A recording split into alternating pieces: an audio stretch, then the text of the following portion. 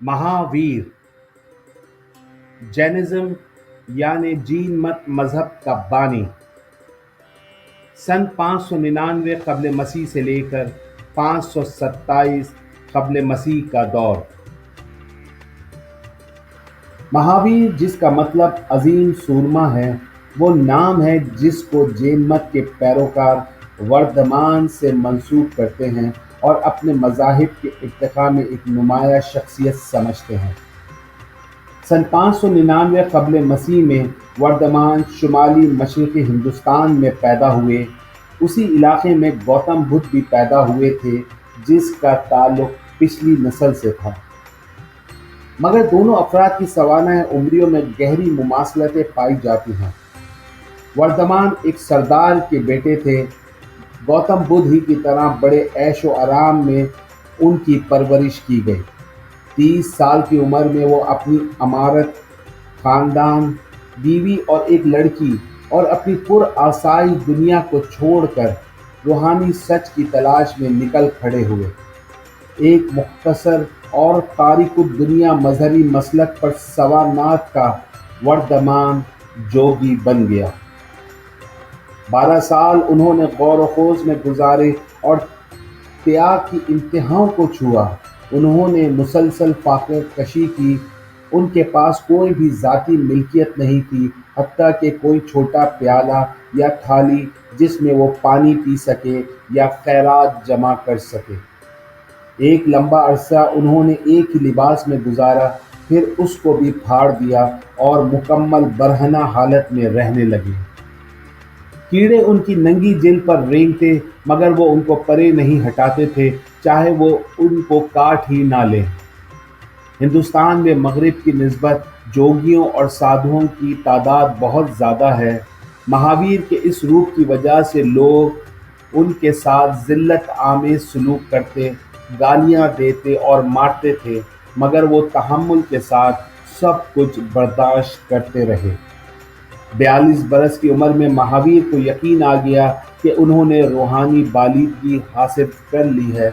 उन्होंने उस ज़िंदगी के बकिया 30 साल रूहानी बसीरत जो उन्होंने हासिल की थी उसकी तबलीग में गुजारे। 527 कबल मसीह में उनकी मौत के वक्त उनके भक्षों की एक बड़ी तादाद इकट्ठी थी। महावीर के अफकार चंद हवालों से बुद्ध मत और हिंदू मत से गहरी मुमासलत रखते हैं।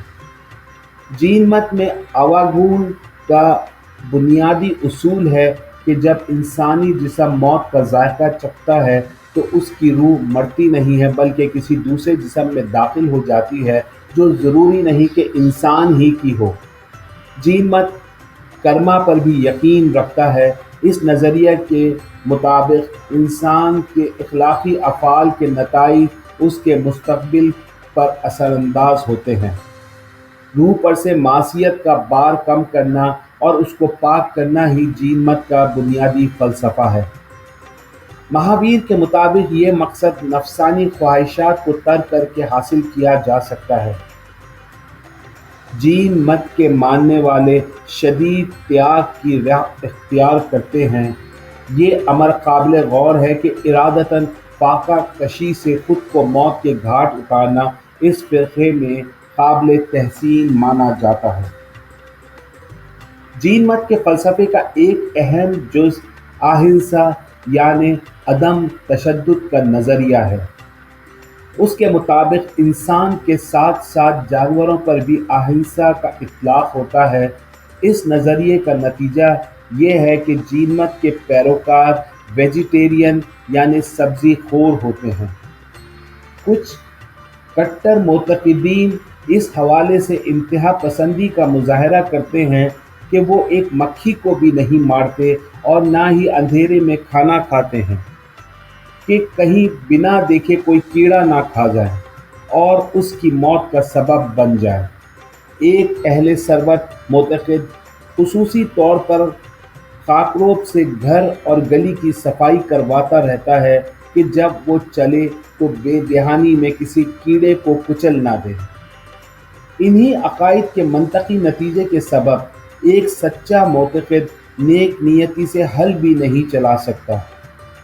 جین مت نے زراعت کی حوصلہ افزائی نہیں کی۔